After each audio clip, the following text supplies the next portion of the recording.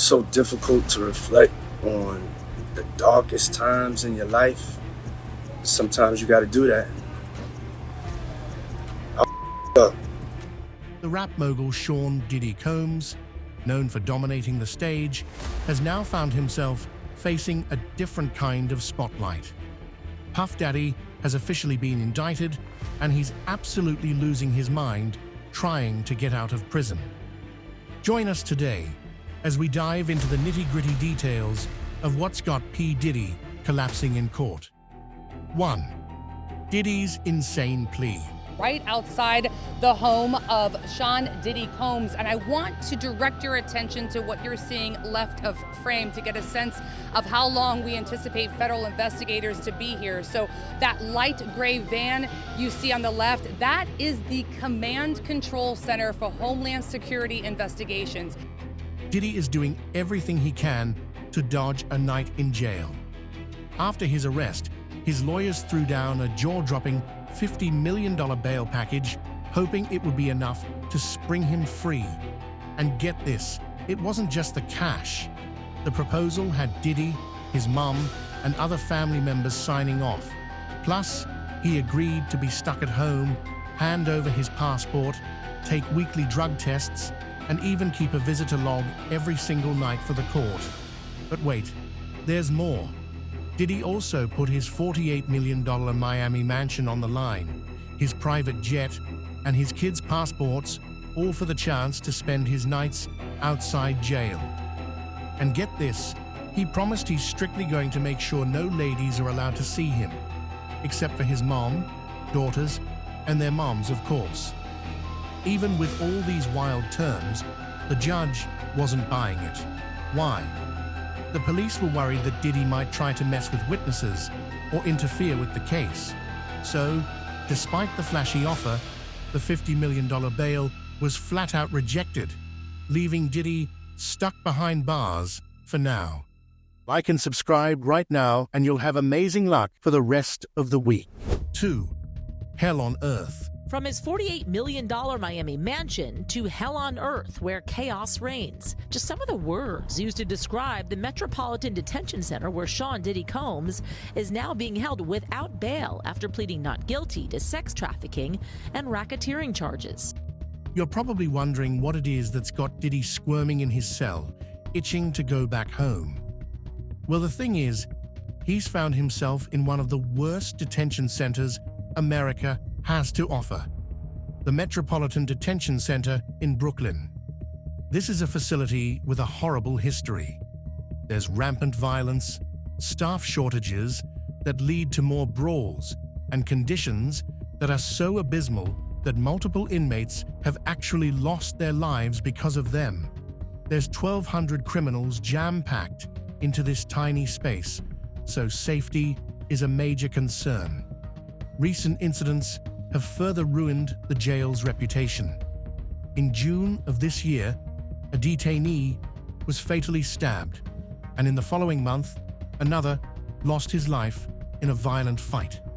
Disturbingly, at least 4 inmates have taken their own lives within the past 3 years because of how horrible their lives are inside this facility. But why has Diddy been given such a drastic punishment? A grand jury handed down some pretty intense charges, and it's caused a lot of people to revisit the mountain of accusations that have been thrown at him over the years. The thing is, the judges may have gotten him in through the door on just 3 charges, but the allegations against him are endless, and this man needs to undergo a serious background check. 3. The indictment. Man, you doing it, man. You deserve it, Daddy. You putting in that work. Proud of you. I love you. Where we hanging out and what we doing, we can't really disclose. So, let's kick things off by looking at the federal indictment itself, which lists almost 20 accusations against the hip-hop mogul. These charges include things like racketeering, conspiracy, sex trafficking by force, fraud, coercion, and even transporting people across state lines for prostitution. Yeah, it's that bad. Right from the start, the prosecutors didn't hold back. They're accusing Diddy of a whole range of serious crimes, from sex trafficking and forced labor to kidnapping, arson, bribery, and obstruction of justice. But that's just the beginning. The indictment details what they describe as a consistent pattern of abusive behavior, mostly directed at women. It includes everything from verbal and emotional abuse to physical and sexual misconduct, with Diddy allegedly using grooming tactics to control and manipulate his victims over time. 4. The Cassie Case. Rumors began circulating that he was some kind of a sexualized kingmaker. Let's unpack the physical abuse allegations first. Diddy's been accused of some pretty brutal behavior, throwing, punching, kicking, and dragging his victims around. One of the more infamous incidents was caught on camera earlier this year. CNN dropped a bombshell video showing Diddy attacking his then-girlfriend Cassie in a hotel hallway. While this specific incident isn't directly mentioned in the federal indictment, it's pretty clear the prosecutors are building a case around a history of violent behavior. We'll touch on Cassie's civil suit later, but it's important to note that Diddy allegedly hid some of his victims for days at a time so they could recover from their injuries out of the public eye. 5. Diddy's freaky parties.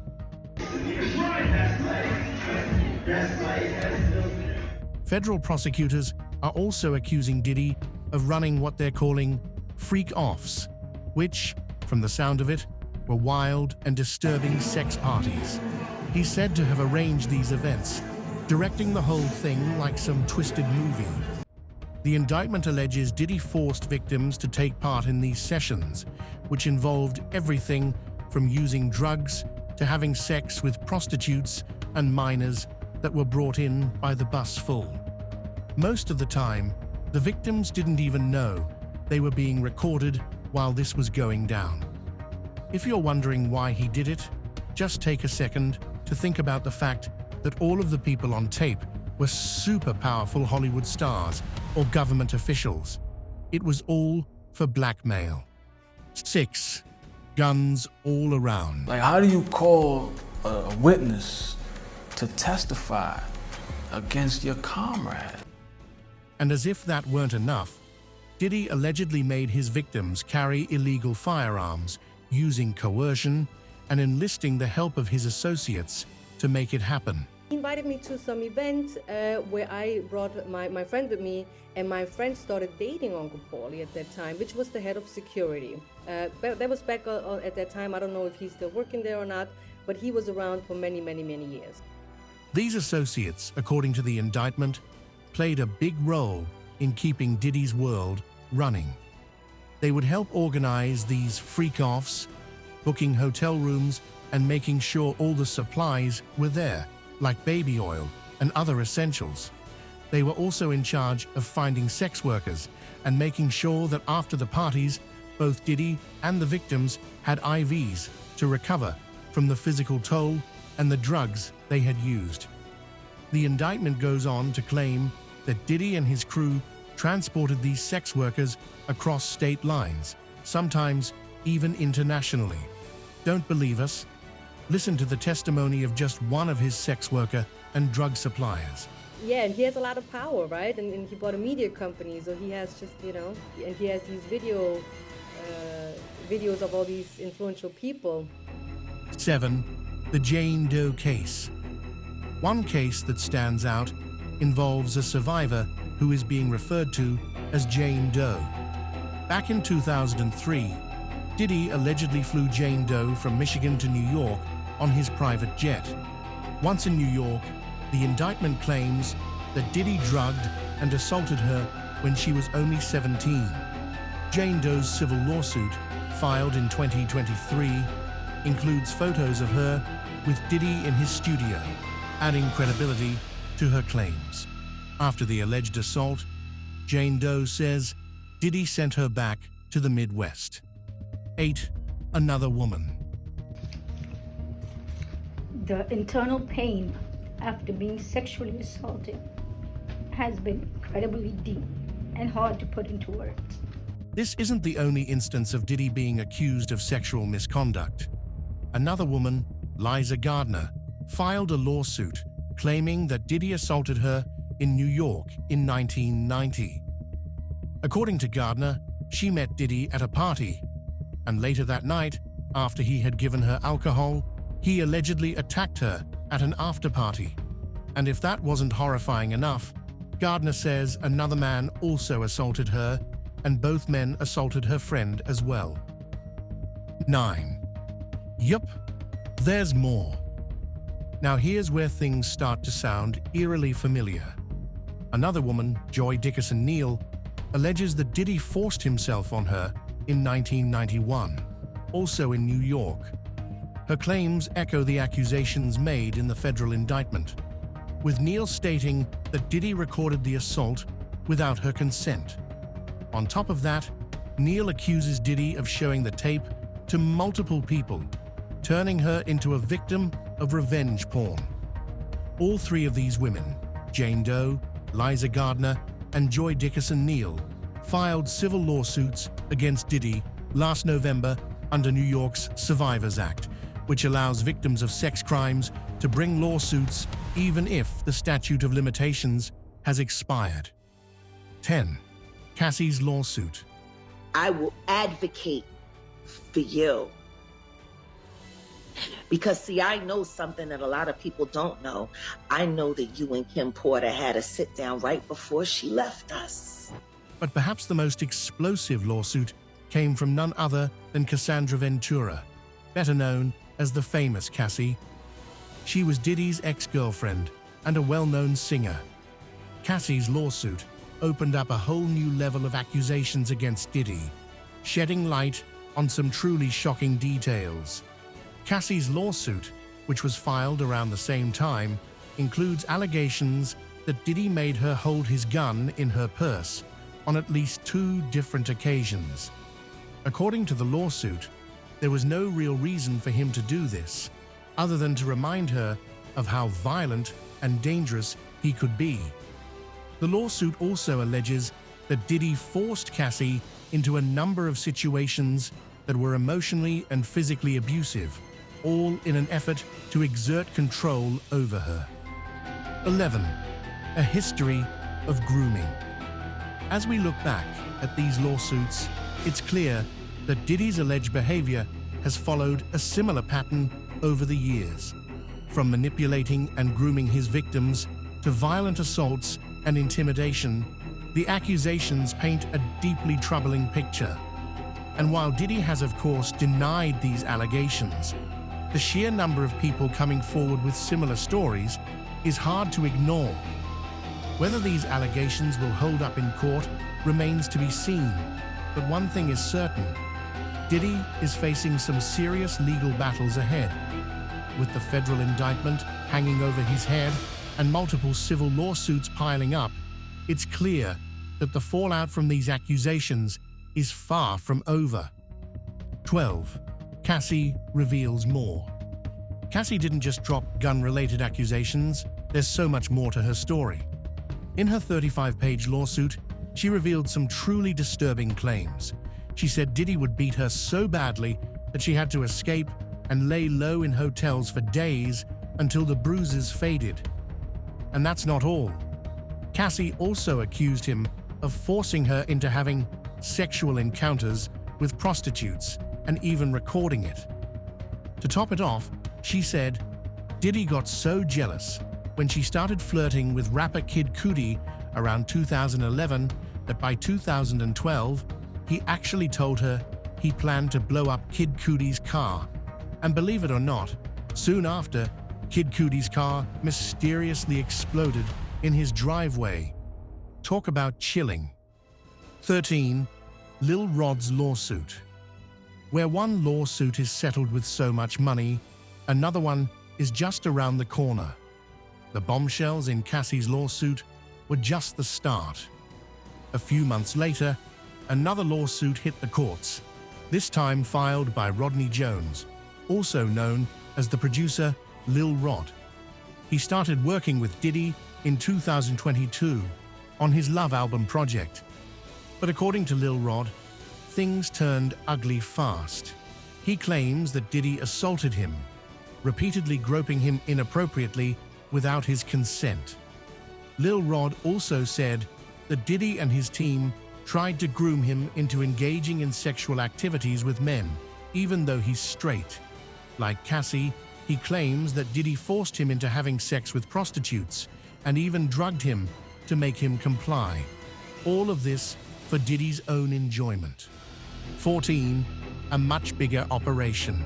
It's very scary for myself, and it has me worried about my kids, and just sleeping with anxiety and different things like that. So just moving forward.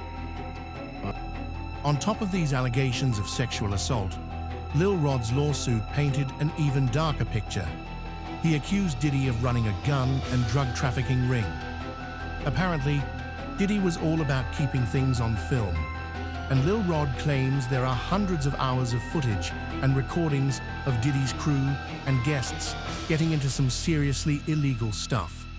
Lil Rod says he was forced to record it all. No choice in the matter. 15. The infamous shooting. The accusations kept stacking up. Lil Rod's suit also points to Diddy covering up multiple shootings. The most infamous one is the New York nightclub shooting from 1999. Lil Rod claims Diddy had Jennifer Lopez, who was his girlfriend at the time, sneak his illegal gun into the club. Court documents also claim that Diddy made his then artist, Shine, take the fall for shooting multiple people in the club. 16. Another shooting. Fast forward to 2022, and Lil Rod says Diddy covered up yet another shooting, this time at Diddy's own studio in LA. The details of this latest incident are pretty wild. According to the lawsuit, Diddy, his son Justin, and one of Justin's friends, who goes by G, were at the studio when a fight broke out. Gunshots rang out, and Lil Rod says he found G curled up on the bathroom floor with his hip and leg severely injured. Instead of calling it in truthfully, Diddy allegedly told everyone to lie to the police, saying G had been shot outside in a drive-by. Talk about sketchy. 17. Like Faither, like Son. And if that wasn't enough, there's yet another case involving Diddy's other son, Christian, also known as King Combs. In a separate lawsuit filed by Grace Omar K. in December 2022, she claimed that Christian approached her inappropriately and assaulted her on a yacht, with Diddy facilitating the whole thing. This lawsuit dropped in April, and by May, a former model named Crystal McKinney also came forward. She accused Diddy of drugging and taking advantage of her in his New York studio back in 2003. 18. The domino effect. It's not just people outside of Diddy's immediate circle speaking up either. Some of his former artists from Bad Boy Records have chimed in too, sharing their own horror stories. Members of Danity Kane, the girl group Diddy helped form on Making the Band 3, have spoken out. Singer Aubrey O'Day claimed that Diddy didn't pay the group members what they were owed. According to her, he even dangled the rights to her own songs in front of her, but with a catch. To get those rights, she'd have to sign an NDA, essentially giving up any claim she had against him for anything shady he might have done in the past. She wasn't allowed to badmouth him, his company, or his associates either. Pretty tight strings attached to that deal, right? 19. The ball keeps rolling. Just this past month, another Danity Kane member, Daor Richard, took legal action, accusing Diddy of verbal and sexual abuse and causing her emotional distress. The stories keep piling up, and they're coming from all directions: civil suits, criminal charges, you name it. And through all this, Diddy's sitting behind bars at the Metropolitan Detention Center in Brooklyn, facing a mountain of accusations. 20.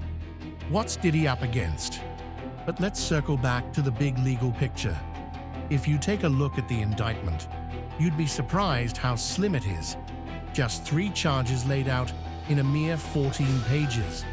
But he's accused of so much more, right? Is he going to get away with it? Well, fear not, because a legal prosecutor has confirmed that his kind of brevity usually signals that the prosecutors were eager to get the case rolling and wanted to put something out there quickly. But don't be fooled by the short length. In cases like this, it's common for prosecutors to amend or supersede the indictment down the line, beefing it up with more details or even additional charges. A speaking indictment is the term they use for these more detailed documents, which are often lengthy and read like a novel, packed with every piece of dirt they've gathered. This bare-bones indictment will eventually transform into a much bigger one. The feds will likely add more details under the existing charges to make their case rock solid. 21. The current charges. Even though the indictment may grow, the initial charges themselves are significant, and federal prosecutors don't play around. They're going after the charges they think they can win. These are the ones where they have the most evidence, the best chance of securing a conviction. So while Diddy's got 3 charges on his plate for now, it's likely just the tip of the iceberg. It seems like Diddy's situation has really taken a turn, and things are looking intense with just these 3 charges being filed against him. Some folks are wondering why it's only 3 charges, but honestly, they might not need more to get the outcome they're aiming for. That RICO charge, in particular, packs a punch on its own. 22. Diddy's Punishment. With something as big as RICO, you don't need to pile on 20 or 30 charges. If you've got a few solid ones, that's already enough to go after a conviction, because RICO covers a wide range of illegal activities.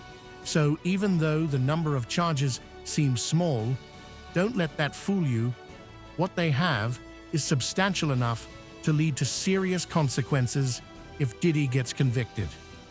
Now, if that happens, the sentence could be pretty harsh. We're talking about potentially years and years behind bars. Some experts are estimating at least a decade, maybe even more, depending on how things play out. And keep in mind, the sentencing guidelines the court uses aren't set in stone, but they're a good starting point for how much time Diddy could be looking at. 23. A crucial piece of evidence. A particular video has recently resurfaced from the archives. But before diving into its strangeness, let's first explore why people are suddenly viewing the old interrogation footage in a completely new way.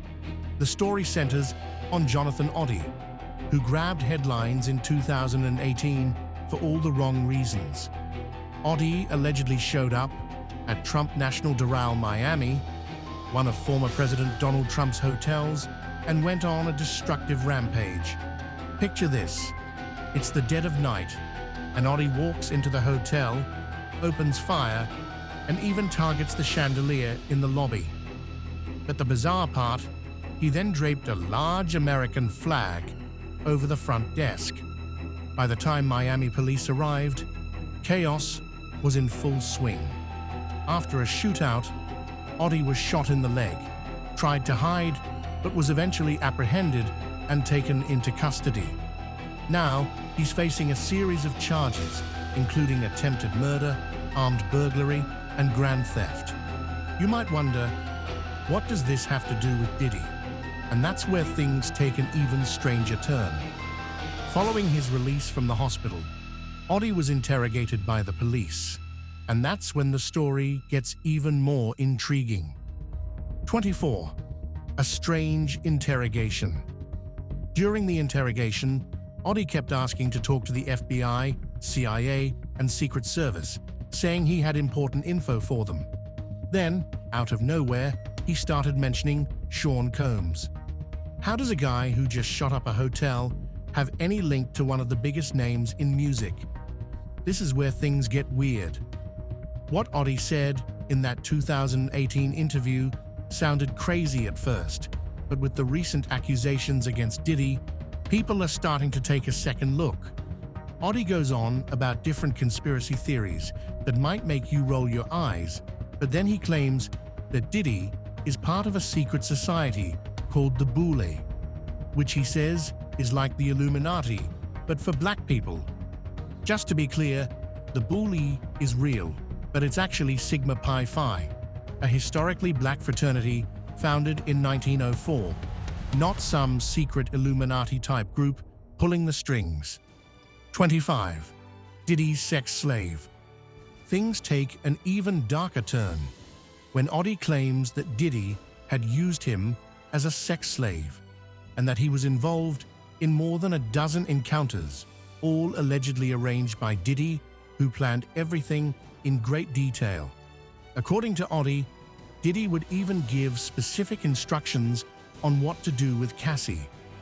Oddie also says that during these encounters, Diddy would often discuss business matters, both on the phone and in person, giving Oddie access to some confidential information.